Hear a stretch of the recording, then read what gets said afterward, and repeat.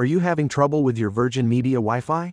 Is your Virgin Media Wi-Fi not working properly? Don't worry, in this video, we'll walk you through some easy steps to get your Wi-Fi back up and running. Let's get started. Step 1. Check for broadband issues.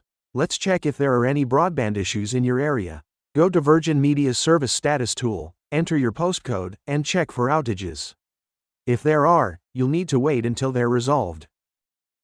Step 2. Use the Virgin Media Connect app. Next, let's use the Virgin Media Connect app.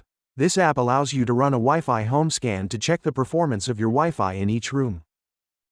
If the app finds any areas without Wi-Fi, it will suggest ways to improve it, such as using Wi-Fi pods. Step 3. Check your setup. Sometimes, the issue can be as simple as loose cables or poor setup. Make sure all cables are plugged in firmly. Also, check that the cables are connected properly at the wall sockets. Step 4. Device-specific issues. If only one device is having connection issues, the problem might be with that device. Make sure your device's antivirus software isn't blocking the internet connection. And clear the DNS cache.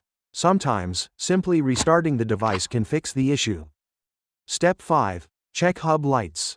The lights on your Virgin Media hub can tell you a lot about its status. If there's a problem, the lights will indicate what's going on.